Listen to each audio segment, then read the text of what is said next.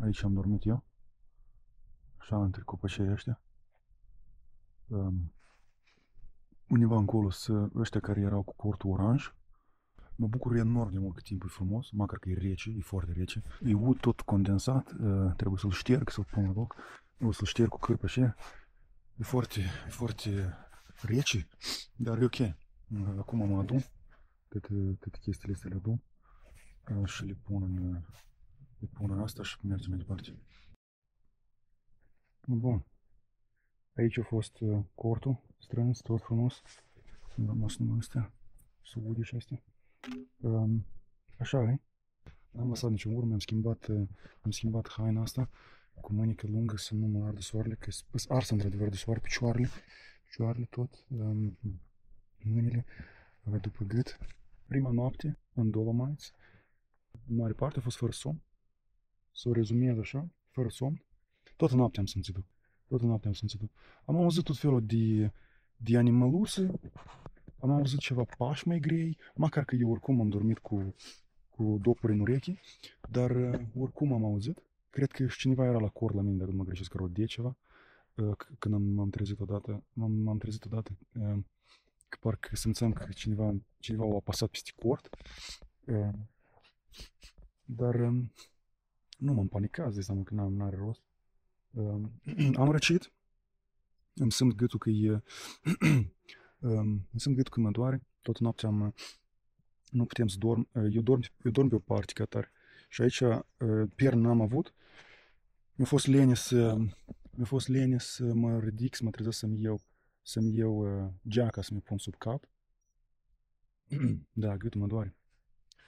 Cred că de acolo sus, când am fost acolo, am ajuns transpirat și acolo sus e curenț mare de aer.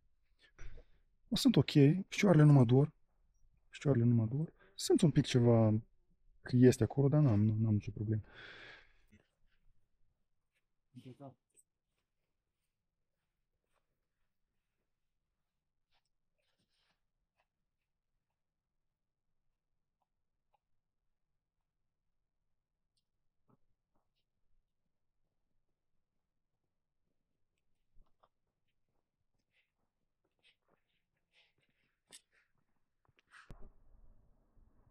Bellezza. Bellissimo. Bellissimo.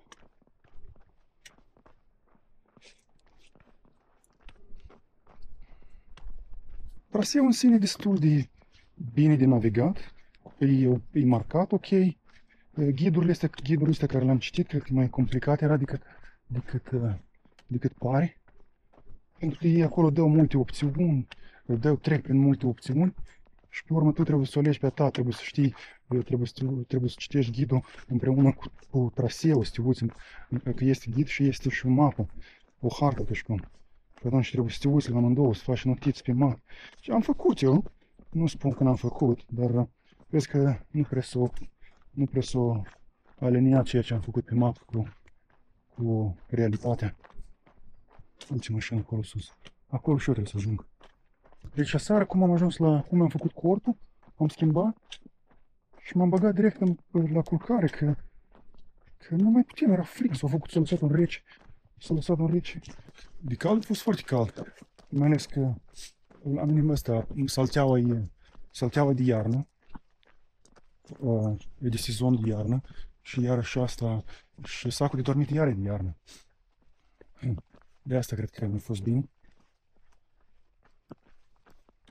Dar de seară o să-mi iau geaca și o să o pun sub cap, că nu a fost cea mai bună decizie. Eu dorm pe o parte și acasă dorm fără pierne. Dar aici parcă cumva altfel a fost, că ca saltea îți dai seama că e mai moale, cumva te afunză în saltea și nu simți, dar aici e capul parcă îmi cădea, dacă stăteam pe parte, mă durea după gât, nu știu cum. Și am spus, nu, stai, că, dar eu pe spate nu pot dorm. Și am stat așa pe spate, până mă fura somnul, mă trezeam. Deci ține de frig, nu mi-a fost frig. Ce scrie acolo? Stop over turism now. Da, over turism. Și turism, băi. Nu văd nici pe unul pe aici. Over turism now. E parc național, ce drag, parc național. E deschis pentru pentru public. Ce fel de overturism? Este vreo limită la turism? Overturism.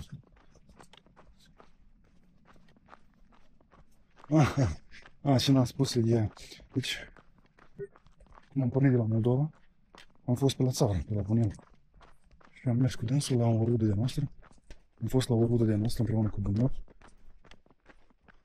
De mult nu l-am văzut. Dar el are oi. Și mi-a dat brânză de oi. Stai seama, eu nu iau niciodată nimic de acasă. Nu umblu eu cu... nu care nimic de acasă. Niciodată. Da, stăm convins. Mi-a dat ca și când 2 bucăți de brânză. Nu știu câte grame acolo și cred că sunt vreo 300 de grame, dar ieri mă gândeam că trebuie să fie stricate deja. După la și căldură a fost și asta. Dimineața acum că m-am trezit, până m-am pregătit, mi-am făcut tot bagajul, m-am adunat, am mâncat o bucată. Era bun. Era bun. Ce să spun? Brânză moldovenească. Dacă mai era și niște slănină cu niște roșii. Jos pălărie, băiatul. Cred că sunt care vin cu autocarul, fac o plimbărică așa până la refugiu celălalt sus, la Biela sau la alt, cum se numește. Și așa oamenii se distrează, băiat. Frumos. Imediat ajung jos. Mi-am luat un macchiato și un croissant. Acolo este izvorașul de apă. Imediat mă duc și îmi iau apă. Așa privirea se deschide aici. Imediat când o să merg mai în față, o să fac o filmare la cabană. Să arăt la refugiu. Acolo, apropo, este un Audi cu numere de Timișoara. Românii peste loc ca și moldoveni. Bravo, bravo. Aici e refugiu. Aici am băut cafea.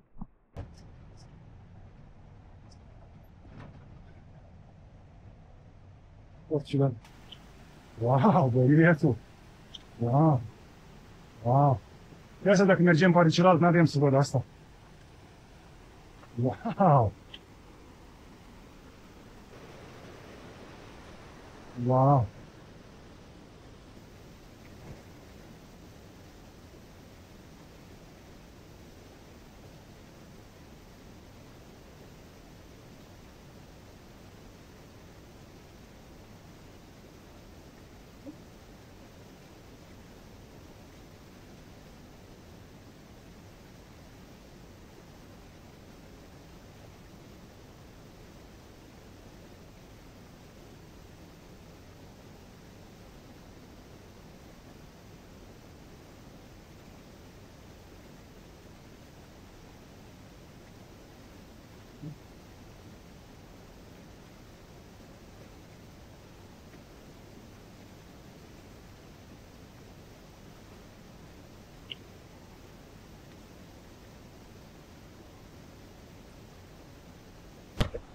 Am făcut-o și pe asta.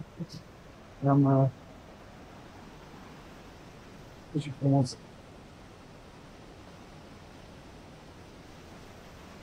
Chiar vroiam să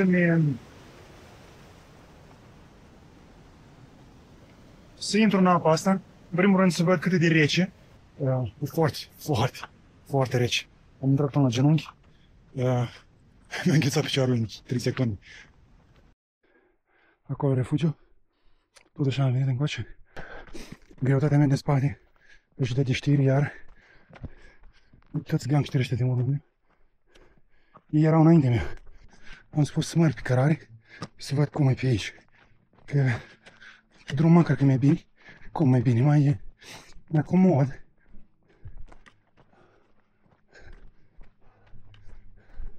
Dar viețile astea m-au ajutat de mult. Și mă ajută în continuare. Și pe vedere niște oameni. Imediat să mai beau niște apă. Da, apă ce e, bă, băiat. Dar nu reziști, cred că îngheță într-o minută, nu știu. Mai ales degetele la mâini și la picioare. Se îngheață foarte repede. Puteam să-mi iau niște apă de acolo, mă gândeam să-mi iau niște apă. Dar la mine erau deja toate pline. Să beau rece, știi? Dar mă bine, nu trebuie cu gâtul să-și așa mă doare.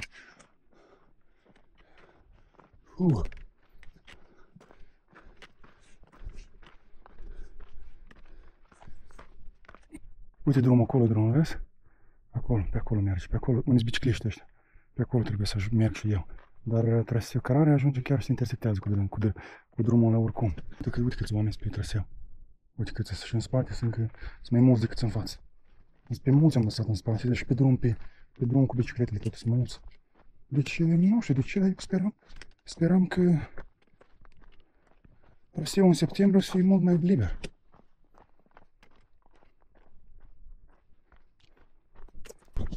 Așa mă, am acoperit și să nu mă ardă soarele. Nu știu cât de bine se vede. Sunt mulți în spate, sunt mulți, foarte mulți. Și înainte sunt vreo câțiva, poate încă alții frumusați.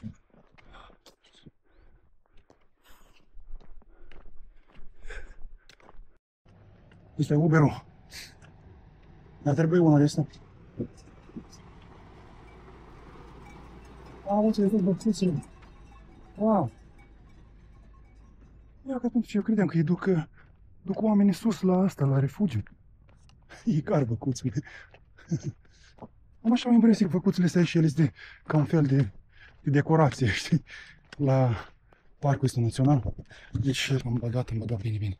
Mi-am pus asta peste urechi să nu mă ardă soarele. Sper să mă protejez un pic. Picioarele sunt aprinse deja. Tot normal.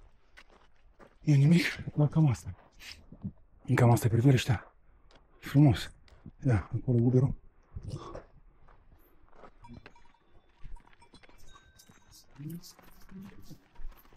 Nu. Ce vorbești, mi-am ce frumusețe aici. Wow. Să-mi bag un pic picioarele. Să-mi răcoresc arsura asta de picioare. Da? Cum e? Aha.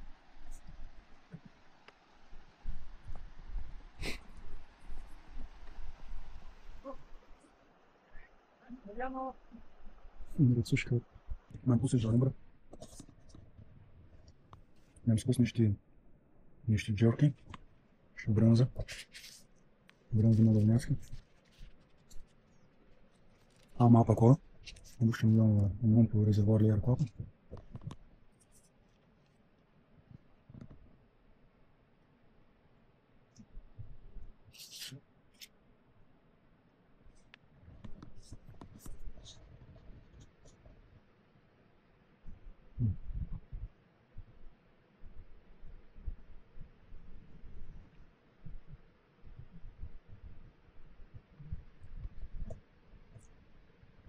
E ora 12, ora de prânz.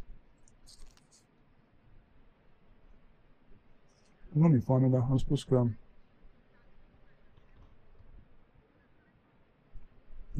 spus de a fac o pauză tot să mănânc. Uite ce percuți în jos. Nu știu dacă se vede în asta.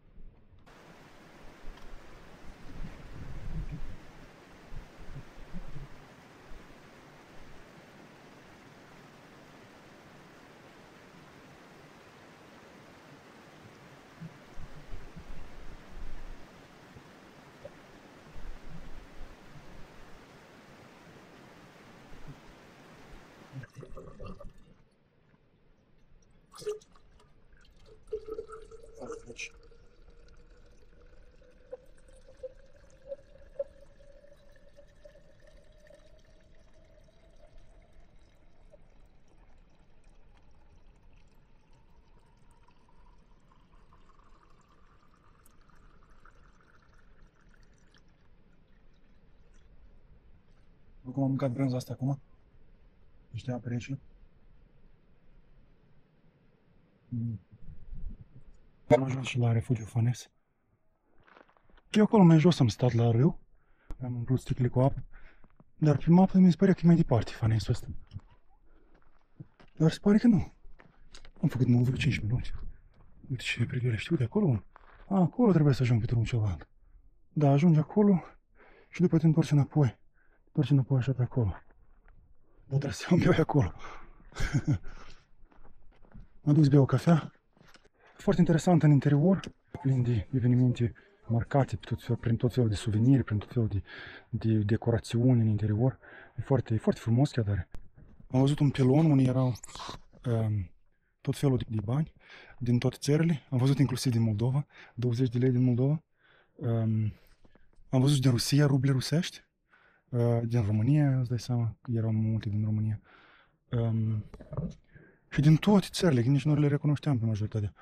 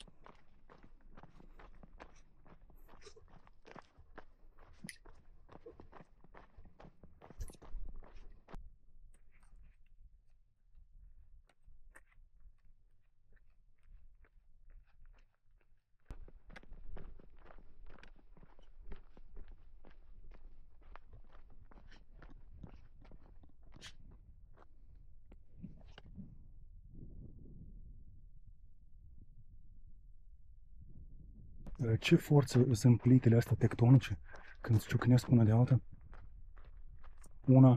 Una merge, stai că vine o mașină pe ce. Una e împinsă de sub la cealaltă și una e împinsă deasupra la cealaltă. Și când aia care e împinsă deasupra se manifestă sub forma de munți. Uite și vervelul știi aici. Trebuie să-mi fac o poză imediat de aici.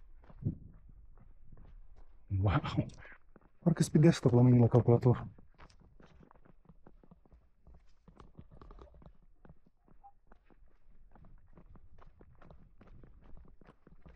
Refugiul Fanes la care am fost, unde am mâncat acum recent, unde am mâncat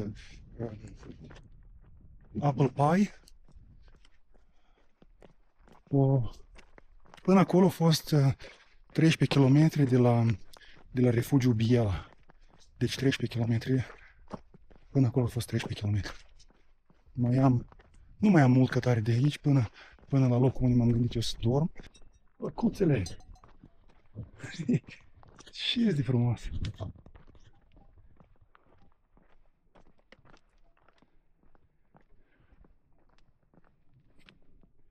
Gustoșelele! Ce viață frumoasă duc ele, până nu mai duc. Favoritele mele. Eu în ultimele 3 luni de zile doar carne de vită am mâncat. De fapt, am făcut un carnivore diet sau keto, nu știu cum se numește. De fapt, ele sunt diferite. Carnivore diet e foarte strict, dar keto e un pic așa mai relaxat. Eu mai degrabă keto am făcut, că am mai mâncat legume, am mai mâncat alte chestii. Mai mâncam ciocolată. Dar am încălcat acum de când la Moldova, când am fost acum. Acum pe 15 am fost. Și 15 am fost la Moldova. Și am mai încălcat acolo. Că am mâncat un pic de pâine. Am gustat pâinică din aia de ovăz făcută de casă. Fenomenal până ce. Eu sunt fascinant cât de mult noi nu apreciem ceea ce avem noi. Tot timpul dorim mai mult, tot timpul dorim ceva mai luxuos, ceva mai industrializat cumva. Dar când stai și te gândești ce viață frumoasă duc oamenii ăștia la țară, anume la Moldova, stai seama, cresc animăluțele lor, cresc legume. Și cresc legumele lor, nu trebuie să duc la magazin, nu trebuie să duc nicăieri. Și eu când mă duc la Moldova, chiar când mă duc și acasă, îi spun la mei, zic, uitați ce bogați sunteți. Uite, te-ai dus din grădină și ți-ai scos un morcov, ți-ai scos o sfeclă roșie, ți-ai rupt niște frunzi de salată, ți-ai tăiat niște mărar. cât de frumos, cât de frumos. Și noi nu apreciem asta. Noi ne se bagă tot felul de idei de astea, că să mă duc la magazin, să-mi cumpăr de acolo, să-mi cumpăr pâine de acolo. Pâinea industrializată conține tot felul de vitamine, tot felul de chestii adăugate, surplus, pe lângă ca să fie ca și cum să fie atrăgătoare, ca oamenii să o cumpere. Dar, dacă stai și te gândești așa, ce înseamnă pâinea? Pâinea înseamnă făină, apă, sare și tot. Nu trebuie 10.000 de ingrediente. Mi-e place foarte mult. Noi nu apreciem foarte mult traiul de la țară. Problema e că valorile și ceea ce îl faci pe moldovan o să dispară. Mai mult decât atât, doar gândește câte generații de copii s-au făcut în străinătate, câți copilași sunt plecați în străinătate. Și câți o să mai întoarcă înapoi în țară. Deci sunt foarte puțini care o să întoarcă înapoi în țară. Și asta ce înseamnă? Că foarte puțini natalitatea o scadă, populația o scadă. Și atunci o să rămânem toți așa cu ochii în soare. Eu sigur mă întorc la țară, îmi cumpăr teren, îmi fac o casă, îmi fac o fermă micuță, unde îți cresc animăluțe. Și easy life. Casa, fii conectat la rețea, dar nu e obligatoriu, acum tehnologiile sunt fenomenale, poți fi deconectat de la rețea, fără niciun compromis, ca și cum. Și atunci mă bucur de viață, fac doar bine, ajut oameni, ajut alții. Chiar și faptul că fac înregistrarea asta, dacă o să mă hotărăsc să o încarc pe internet, undeva sau pe YouTube sau pe Facebook, o să fac doar din perspectiva să inspir, să motivez pe cineva. Deci ăsta e primul hike meu din viața mea. Eu n-am mai făcut hike-uri de astea. Eu am mai dormit prin cor pe la mare, dar am făcut 120 de km pe jos, cu 16 kg în spate, cu tot felul de echipament. De aceea dacă o să încurajeze pe cineva și o să motiveze, lucrul meu e făcut.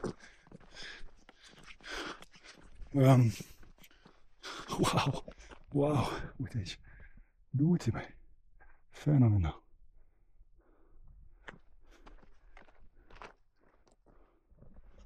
Deci asta.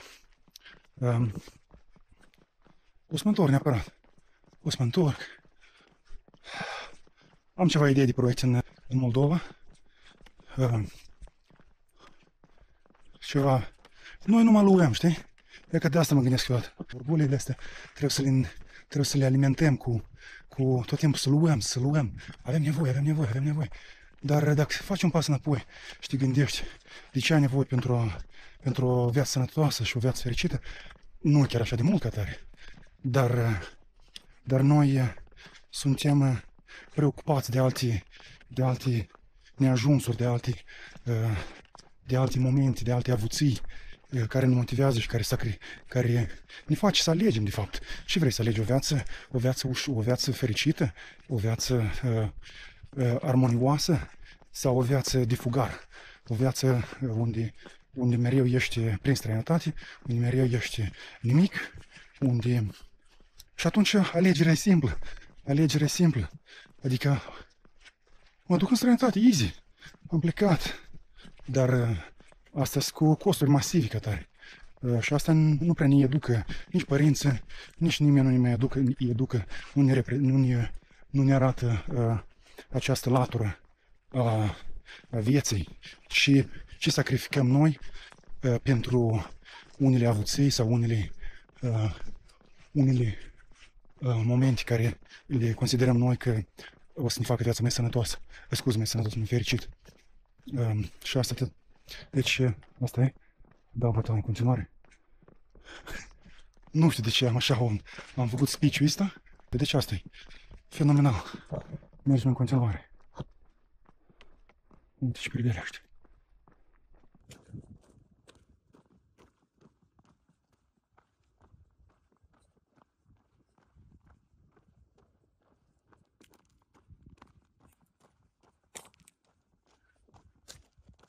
băi, aici am ajuns aici. Bun. Uite acolo trebuie să ajung. Stai, băi.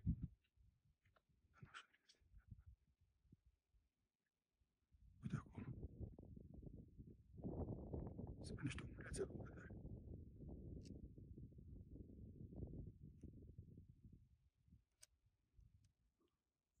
Am văzut o doamnă, chiar am avut trecut, care au o buturugă din asta, uscată, știi? Și bărbatul din urmă zâmbea. Zic, wow. Erau germani. De asta. Nu știu. Uite acolo trebuie să ajung. Da, traseul care mergeam în față, acolo la refugiul ăsta. Și acolo trebuie să spodul și înconjur ca și cu muntele ăsta mare. Wow. Unbelievable, Jeffrey.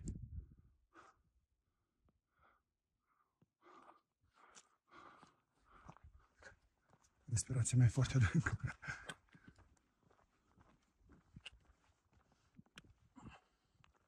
O, azi încă e bună. Deci...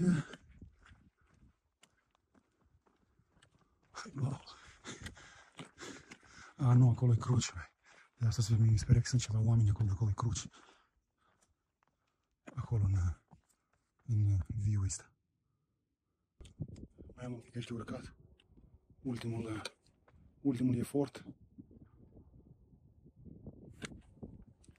Dar ce vreau să spun e... Da, deci ăsta e genul meu de concediu favorit.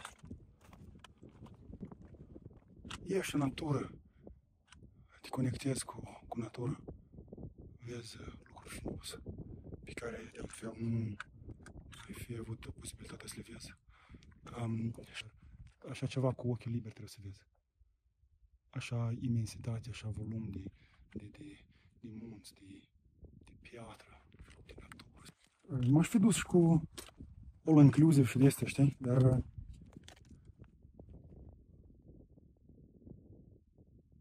alea o să le fac la bătrânețe. N-are rost, am o să mă distrez cu all inclusive sau prin cruizuri și din astea.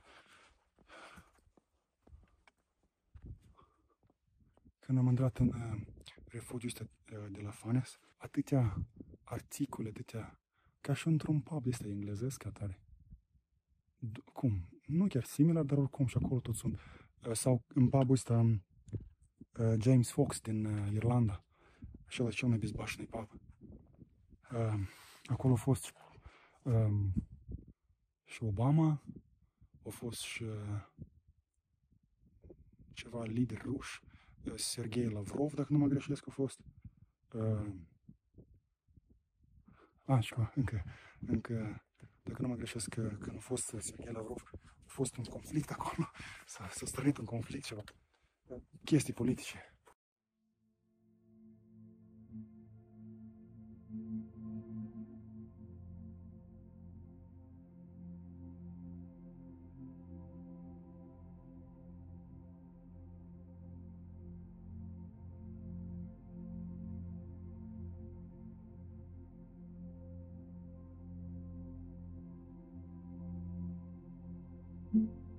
Bă, e atât de rece.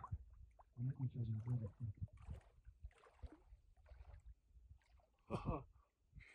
E foarte rece.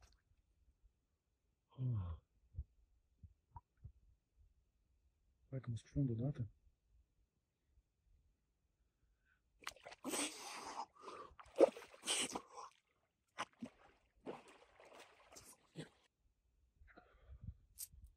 Wow.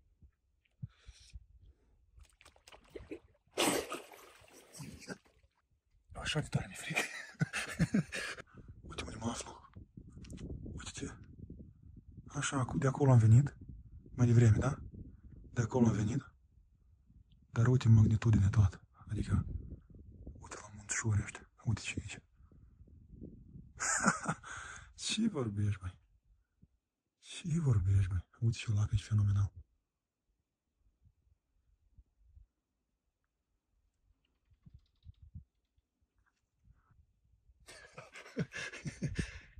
sunt cel mai norocos, băi. Sunt cel mai norocos. În Dolomites, să dormi, să faci camping lângă lac aici. Sunt cel mai fericit, mă. Uite ce apus de soare acolo, da? Wow! Aici e cortul meu.